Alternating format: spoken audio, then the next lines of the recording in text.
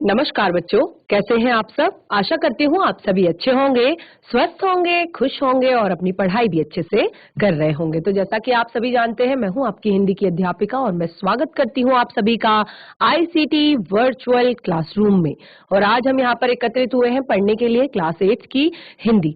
Class 8 की हिंदी में हम अपने पिछले सेशन से पढ़ रहे हैं अव्यय और अविकारी शब्द, जो कि हमारा ये एक रिवीजन का हमारा ये सेशन चल रहा है। हम इसमें हिंदी व्याकरण या फिर हिंदी के आपके जो चैप्टर है उनका हम रिवीजन करेंगे।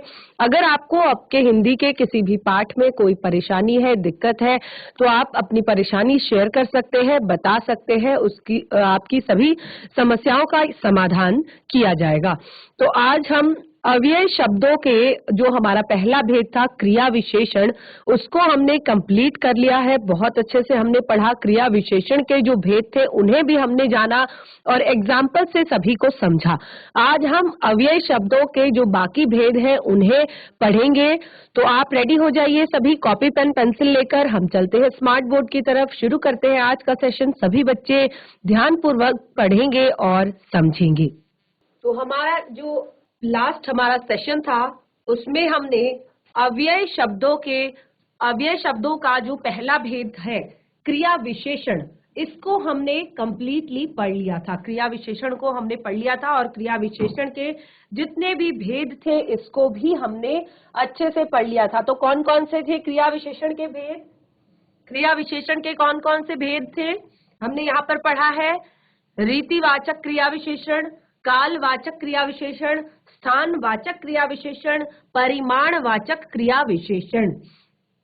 और इस तरह से फिर हमने सभी को बहुत अच्छे से एक्सप्लेन करके पढ़ा, सभी को हमने यहाँ पर उदाहरण के साथ समझा और जाना। तो इस तरह से अंतिम जो हमारा परिमाणवाचक क्रिया विशेषण है ये हमने पढ़ लिया था और हमने यहाँ पर कहा कि क्रिया की अधिकता और न्यूनता का बोध होता है। परिमाण का क्या अर्थ होता है? परिमाण का अर्थ होता है मात्रा, जिसमें हमें क्रिया की अधिकता और न्यूनता का बोध होता है। ठीक है, उसे परिमाणवाचक क्रिया विशेषण कहते हैं। तो जैसे यहाँ पर मैंने आप लोग से कहा था कि आप एग्जाम्पल इसके खुद लिखेंगे। ठीक है, एग्जाम्पल आपको लिखने के लिए यहाँ पर कहा था कि आप एग्जाम्पल इसके लिखिए इस तरह से। अब हम आगे बढ़ेंगे। अपना दूसरा जो भेद है यहाँ पर संबंध बोधक, इसे हम पढ़ेंगे। अपने क्रिया विशेषण के दूसरे भेद संबंध बोधक को पढ़ेंगे। संबंध बोधक, देखिए संबंध बोधक यानी कि संबंध बताने वाला। ठीक है, संबंध बोधक यानी कि संबंध बताने वाला। तो आप जब इसको पढ़ेंगे तो आप इसको कैसे पढ़ेंगे? यहाँ पर आप इसको पढ़ेंगे संबंध बोधक क्रिया विशेषण अव्यय शब्द। संबंध बोधक क्रिया विशेषण अव्यय शब्द यानी कि ऐसे अव्यय शब्द जो संबंध बताने वाले हैं और क्रिया विशेषण है यानी कि क्रिया की विशेषता भी बता रहे हैं और अव्यय शब्द भी है। तो इसको जब हम इसको कंप्लीटली पढ़ेंगे तो इसको हम कहेंगे संबंध बोधक क्रिया विशेषण अव्यय शब्द। तो क्या होते हैं ये? जिन अव्ययों द्वारा संज्ञा या सर्वनाम का वाक्य के दूसरे शब्दों के साथ संबंध जाना जाता है। इसको एक बार हम लिख लेते हैं, उसके बाद हम इसको पढ़ेंगे। जैसे जिन अव्ययों द्वारा संज्ञा या सर्वनाम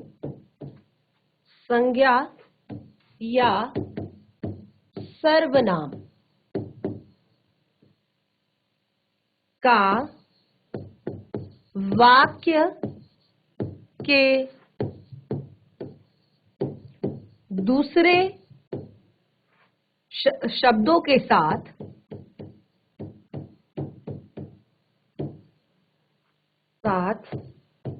संबंध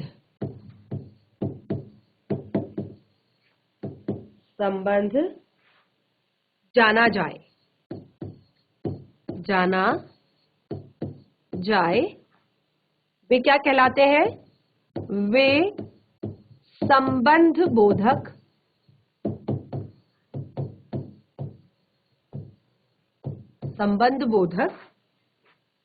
कहलाते हैं।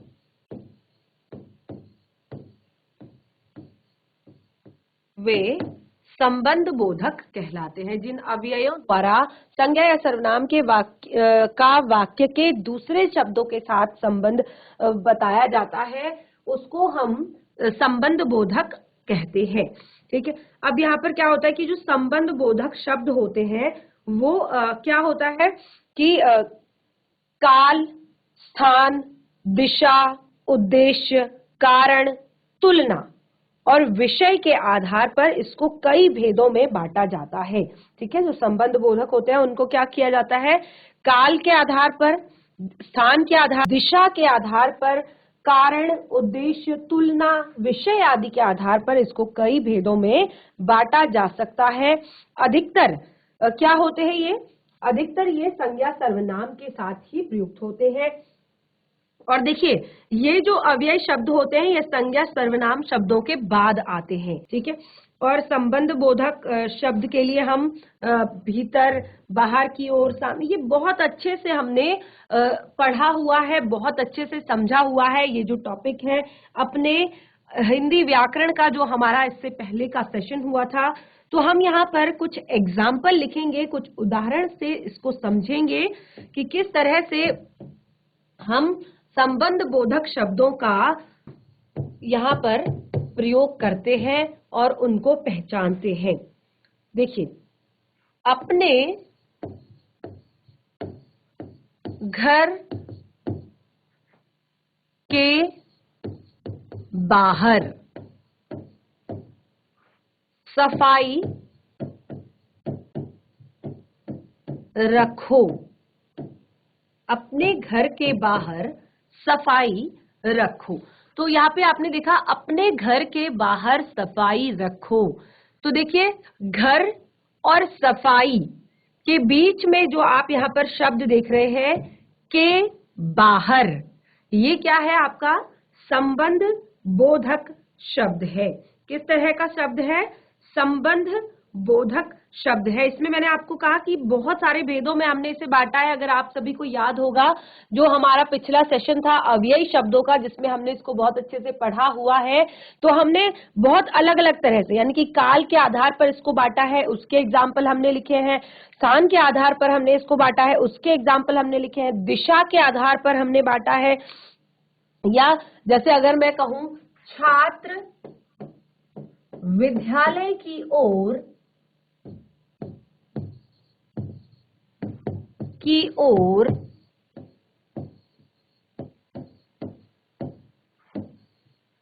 चल दिए।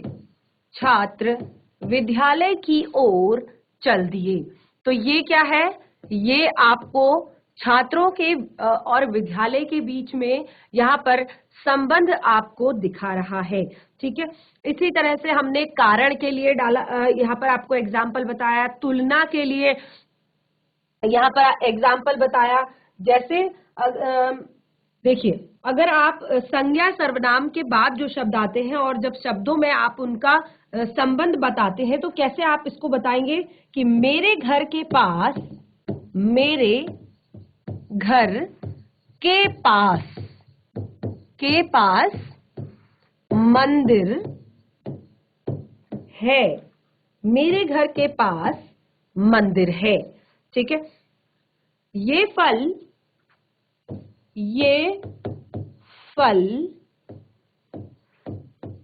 रोगी के लिए है। ठीक है, तो इसी तरह से मैंने आपको यहाँ पर बहुत अच्छे से एक्सप्लेन किया है कि जब हम शब्दों का प्रयोग के भीतर, की ओर, के सामने, के पीछे, के समान, की तरह, के अंदर, के आगे, के साथ, के विपरीत, ठीक है, की तरफ, तो इस तरह से हम जब इनका प्रयोग करते हैं इन शब्दों का, तो ये सारे शब्द आपके क्या कहलाते हैं, संबंध बोधक शब्द कहलाते हैं, यानी कि जो संबंध प्रकट करते हैं। ठीक है, तो यहाँ पर फल और रोगी का संबंध, मेरे घर के पास मंदिर है, घर और मंदिर का संबंध, छात्र विद्यालय की ओर चल दिए, छात्रों और विद्यालय का संबंध बताया जाता है। ठीक है, देखिए एक और बहुत ही अच्छा सा एग्जाम्पल यहाँ पर हम लेंगे। माता पिता की सेवा के समान, माता पिता की सेवा के समान कोई धर्म नहीं। तो यहाँ पर किस तरह का भाव आ रहा है? यहाँ पर तुलना का भाव आ रहा है कि माता पिता की सेवा के समान और दूसरा कोई धर्म नहीं है। ठीक है, सबसे बड़ा धर्म है अपने माता पिता की सेवा। तो इस तरह के जो शब्द हैं यहाँ पर, ये सारे संबंध बोधक शब्द हैं। तो संबंध बोधक शब्दों को बहुत अच्छे से हमने अपने पिछले सेशन में पढ़ा है और अभी भी हमने इन्हें जान लिया कि जो शब्द संज्ञा और सर्वनाम का संबंध वाक्य में आए हुए दूसरे शब्दों से बताते हैं उन्हें संबंध बोधक कहा जाता है। संबंध बोधक यानी कि संबंध को बताने वाला। अब नंबर 3 बहुत ही ज्यादा महत्वपूर्ण, समुच्चय बोधक। समुच्चय बोधक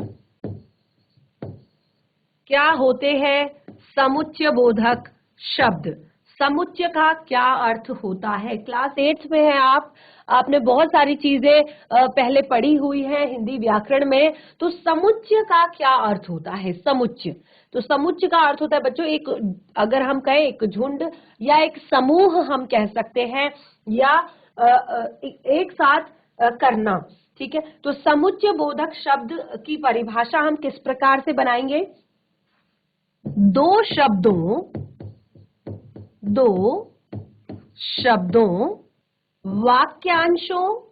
वाक्यांशों यानी कि वाक्य में आए हुए शब्दों, ठीक है, वाक्यांशों या वाक्यों यानी कि पूरे वाक्य को, वाक्यों को जोड़ने वाला शब्द, वाक्यों को जोड़ने वाले शब्द को, वाले शब्द समुच्चय बोधक, समुच्चय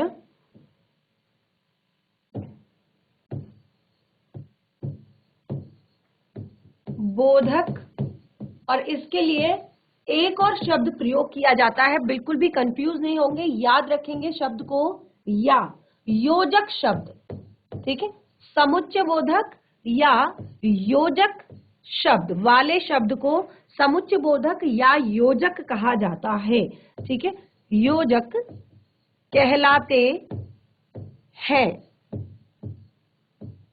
ठीक है, जो शब्द दो शब्दों को, वाक्यांशों को या वाक्यों को जोड़ते हैं वो समुच्चय बोधक या फिर आपका योजक शब्द कहलाते हैं।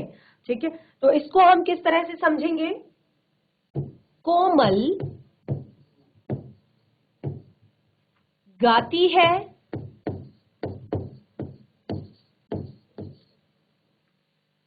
पर नाचती नहीं है। नहीं है। ठीक है, इसी तरह एक और एग्जांपल हम यहां पर लेंगे। मैं बीमार थी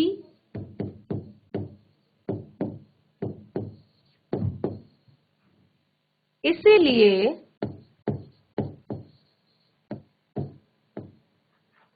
घूमने नहीं गई। एक और एग्जांपल लेंगे। जल्दी चलो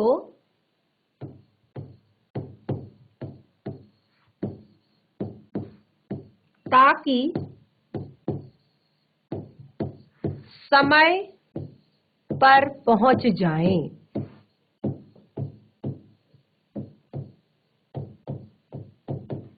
जल्दी चलो ताकि समय पर पहुंच जाए। तो 3 वाक्य हमने यहाँ पर लिखे हैं, आप देख सकते हैं। 3 एग्जाम्पल हमने लिखे हैं समुच्चय बोधक के। और समुच्चय बोधक की क्या परिभाषा बताई है हमने? समुच्चय यानी कि ग्रुप, समूह या फिर एक झुंड आप कह सकते हैं। तो एक साथ इकट्ठा करना भी आप कह सकते हैं या जोड़ना भी आप कह सकते हैं। तो समुच्चय बोधक में हमने कहा कि वे शब्द जो क्या करते हैं, शब्दों, वाक्यांशों और वाक्यों को आपस में जोड़ते हैं। देखिए, जोड़ने का काम करते हैं। ये शब्द आपके समुच्चय बोधक या योजक शब्द कहलाते हैं। तो अब आप यहाँ पर देखिए, कोमल गाती है पर नाचती नहीं है। क्या इसमें समुच्चय बोधक शब्द आपको लग रहा है? कौन सा शब्द इसमें समुच्चय बोधक है? मैं बीमार थी इसीलिए घूमने नहीं गई। मैं बीमार थी इसीलिए घूमने नहीं गई। जल्दी चलो ताकि समय पर पहुंच जाएं। चलिए फटाफट इन तीनों वाक्यों में प्रयास कीजिए बताने का कि कौन सा शब्द आपका समुच्चय बोधक शब्द है। तो आप जैसे कि पहला आप यहाँ पर वाक्य देख रहे हैं, कोमल गाती है पर नाचती नहीं है। तो 2 वाक्य यहाँ पर आप देख सकते हैं, कोमल गाती है, नाचती नहीं है। ठीक है, इसको जोड़ने का काम कौन सा शब्द कर रहा है? पर। ठीक है, इस दोनों वाक्यों को जोड़ने का काम कौन सा शब्द कर रहा है? पर। कोमल गाती है पर नाचती नहीं है। दूसरा, मैं बीमार थी घूमने नहीं गई। मैं बीमार थी इसलिए घूमने नहीं गई। जल्दी चलो समय पर पहुंच जाएं। जल्दी चलो ताकि समय पर पहुंच जाएं। तो यहाँ पर आप देख सकते हैं जो पर है, इसीलिए है और ताकि है, ये शब्द तीनों जो है ये आपके समुच्चय बोधक शब्द है। यानी कि ये शब्दों को, शब्दांशों को, शब्दों को, वाक्यों को और वाक्यांशों को आपस में जोड़ने का काम कर रहे हैं। तो आप देख सकते हैं कि हमने अलग अलग वाक्य में अलग अलग तरह के वाक्यांश समुच्चय बोधक शब्दों का प्रयोग किया है। तो इसी के आधार पर कि आपके समुच्चय बोधक शब्द हर जगह पर अलग अलग होंगे, तो इसी के कारण हमने समुच्चय बोधक शब्दों को भेदों में बांटा है। कितने भेदों में बांटा है हमने समुच्चय बोधक शब्दों को? देखिए, कई बार हम इस चीज को रिवाइज कर चुके हैं। पद परिचय जब हमने पढ़ा था तब भी मैंने ये सारी चीजें आपको रिवाइज करवाई थी, पढ़ाई थी कि आप समझ पाएंगे, क्योंकि बहुत ज्यादा जरूरी है सभी के भेदों के बारे में पता होना। अगर आपको कहीं पर दिया, अगर आपको यही पूरा एक वाक्य दिया जाता है कि कोमल गाती है पर नाचती नहीं है, या मैं बीमार थी इसीलिए घूमने नहीं गई, तो आपको अगर कहा जाए कि इस वाक्य में दिए गए शब्दों का पद परिचय दीजिए, क्या पद परिचय देंगे? देखिए, जब कोई वाक्य किसी भी सेंटेंस में प्रयोग किया जाता है तो वो एक व्याकरणिक नियमों से बंध जाता है, और उन्हीं व्याकरणिक नियमों का परिचय देना, उन्हीं व्याकरणिक नियमों के अनुसार उसके बारे में बताना पद परिचय कहलाता है। यानी कि उस वाक्य के बारे में बताना पद परिचय कहलाता है। तो अगर आपसे कहा जाए कि आप मैं बीमार थी इसीलिए घूमने नहीं गई, वाक्य में दिए गए सभी शब्दों का पद परिचय दीजिए, तो आप कैसे देंगे? आपको कैसे पता चलेगा कि कौन सा शब्द किस प्रकार प्रयोग किया गया है? ठीक है, तो इसके लिए आपको समुच्चय बोधक के जो भेद हैं वो पता होने चाहिए कि समुच्चय बोधक के कितने भेद होते हैं। ठीक है, तो समुच्चय बोधक के 2 भेद होते हैं।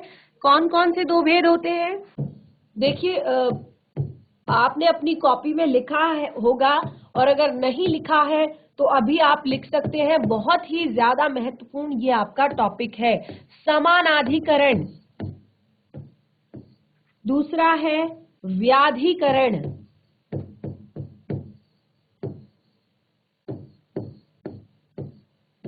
समानाधिकरण, समुच्चय बोधक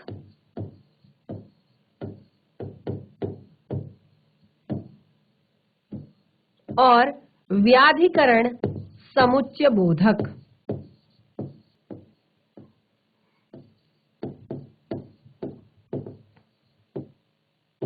तो ये दो भेद आपके होते हैं समुच्चय बोधक शब्दों के। देखिए समुच्चय बोधक शब्द क्या होते हैं, ये हमें पता है कि जहां पर शब्दों को, वाक्यांशों को या वाक्यों को जोड़ा जाता है जिस शब्द के द्वारा, उसे समुच्चय बोधक कहा जाता है। तो अब समानाधिकरण शब्द क्या होता है, समानाधिकरण समुच्चय बोधक किसे कहते हैं? देखिए दो या दो से अधिक जो समान पद वाले उपवाक्यों या वाक्यों को आपस में जोड़ने वाले जो शब्द होते हैं वो समानाधिकरण। देखिए हमने कहा कि समान पदों को, ठीक है, जो समान पद होते हैं एक जैसे पदों को या उपवाक्यों को या वाक्यों को, क्योंकि जैसे कि इसके नाम से ही हमें पता चल रहा है समानाधिकरण, ठीक है। तो जहां पर हम देखेंगे कि एक जैसा पद है, एक जैसा वाक्य या उपवाक्य है, तो उनको आपस में जो जोड़ने का काम कर रहा है उसको हम कहेंगे समानाधिकरण, ठीक है। इसको एक बार समानाधिकरण को हम यहाँ पर समझ लेते हैं। ये सारे टॉपिक्स आप अपनी कॉपी में देख सकते हैं, आपने बहुत अच्छे से इनको पढ़ा हुआ है, लिखा हुआ है। समानाधिकरण, दो या दो से अधिक, दो या दो से अधिक समान पदों, समान पदों, उपवाक्यों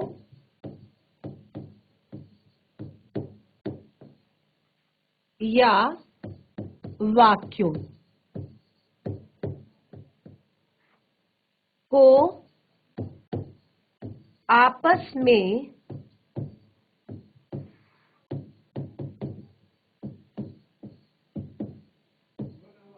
जोड़ने वाले शब्दों को समानाधिकरण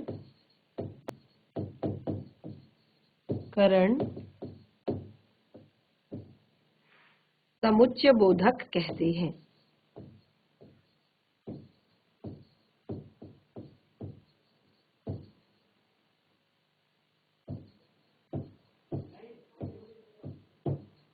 ठीक है, तो जहां पर दो या दो से अधिक समान पदों, उपवाक्यों या वाक्यों को आपस में जोड़ने वाले जो शब्द होते हैं वो समानाधिकरण समुच्चय बोधक कहलाते हैं। तो यहाँ पर हम इसके एग्जाम्पल देखेंगे, जैसे आयुष व नेहा भाई बहन है।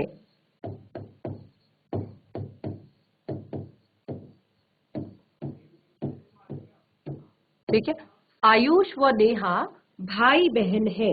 मैंने कोशिश तो की लेकिन काम नहीं बना। मैंने कोशिश तो की लेकिन काम नहीं बना।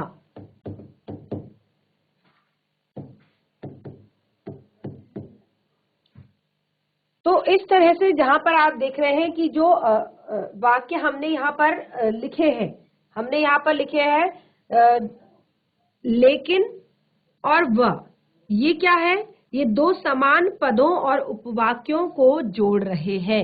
जैसे हमने कहा आयुष व नेहा भाई बहन है। ठीक है, तो ये आपस में समान पदों को जोड़ रहे हैं। मैंने कोशिश तो की लेकिन काम नहीं बना। यहाँ तो इसमें और भी हम यहाँ पर वाक्य शब्द आपको बताएंगे कि कौन कौन से शब्द होते हैं आपके समानाधिकरण। ठीक है, तो ये या, न इसलिए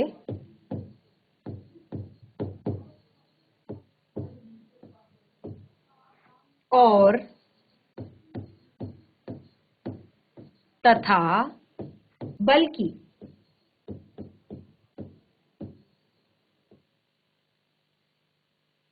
तो इस तरह से आप देख सकते हैं, ये कुछ और एग्जाम्पल है आपके समानाधिकरण समुच्चय बोधक अव्ययी शब्दों के। ध्यान रखिएगा, हम क्या पढ़ रहे हैं?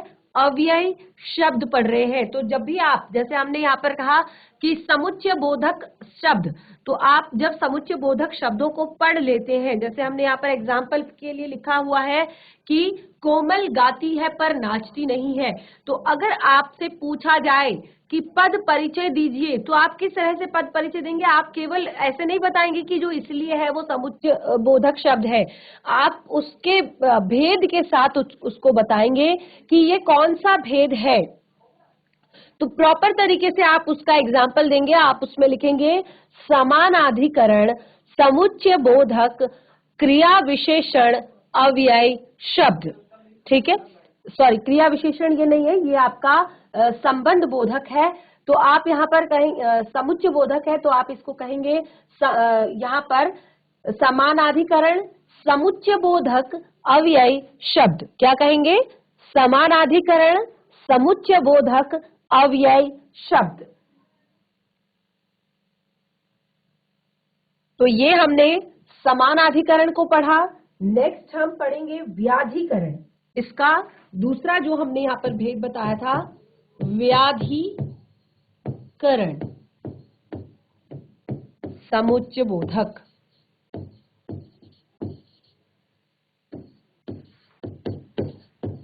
व्याधिकरण समुच्चय बोधक।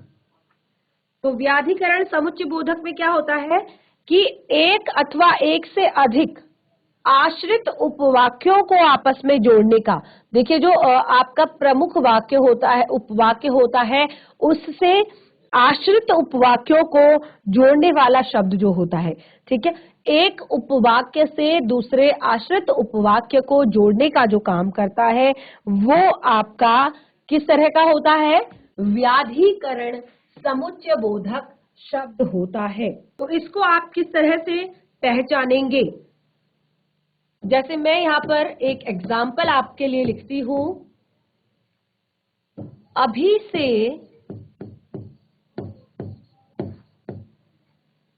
परीक्षा की तैयारी करो, अभी से परीक्षा की तैयारी करो ताकि अच्छे अंक ला सको। अच्छे अंक ला सको। अभी से परीक्षा की तैयारी करो ताकि अच्छे अंक ला सको।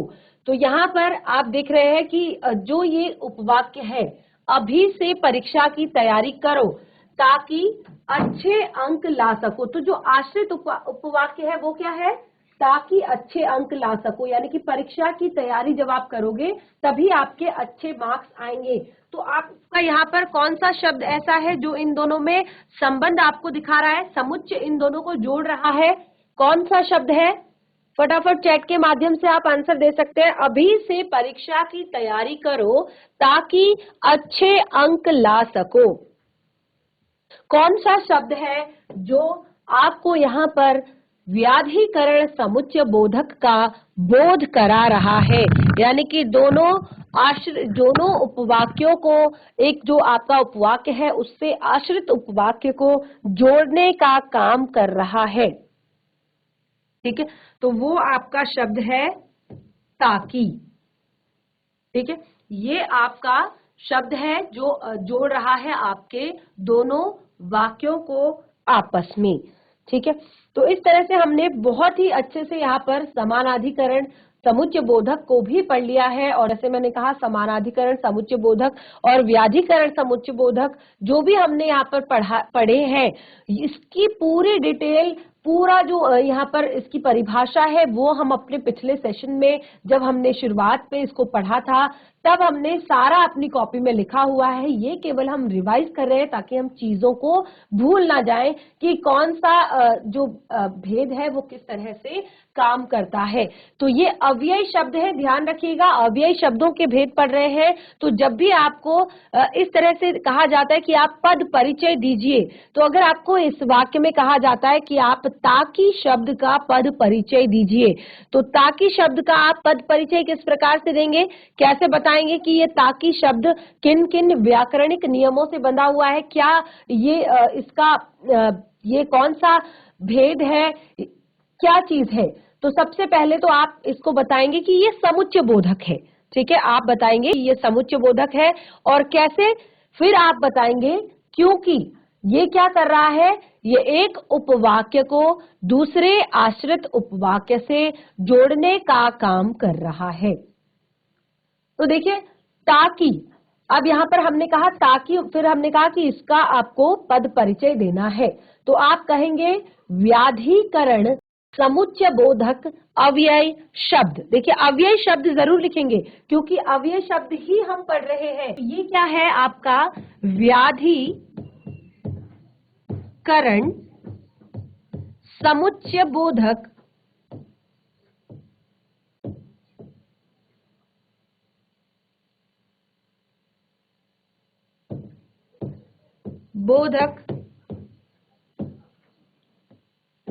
अव्यय शब्द।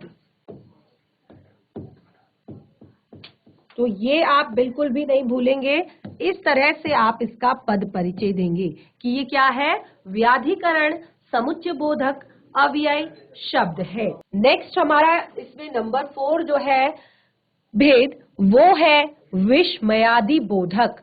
बहुत ही ज्यादा इजी है, बहुत ही ज्यादा इंटरेस्टिंग इसमें वर्ड्स आने वाले हैं। तो ये आपने पहले भी पढ़ा हुआ है, तो आज इसको एक बार फिर से घर से रिवाइज करके आएंगे, पढ़ के आएंगे। तो बच्चों आज हमने अव्यय शब्दों के जो भेद है, संबंध बोधक और समुच्चय बोधक को पढ़ा और आशा करती हूँ कि ये आपको समझ में भी आए होंगे। और इसमें आप अपने अगर आपको लगता है कि यहाँ पर कुछ एग्जाम्पल्स आप बना सकते हैं तो आप इसमें एग्जाम्पल और भी लिख सकते हैं और उन शब्दों के पद परिचय भी बताने का प्रयास आप कर सकते हैं। तो नेक्स्ट हमारा जो सेशन होगा उसमें भी हम अपने इसी टॉपिक को कंटिन्यू करेंगे। आगे के जो भेद है उन्हें हम पढ़ेंगे, विस्मयादि बोधक एवं निपात, और पूरा डिटेलिंग यानी कि जो भी हमने अपने इन सेशंस में पढ़ा। तो आज का समय हमारा यहीं पे समाप्त होता है, हम मिलेंगे अपने नेक्स्ट सेशन में। तब तक के लिए धन्यवाद, आपका दिन शुभ हो।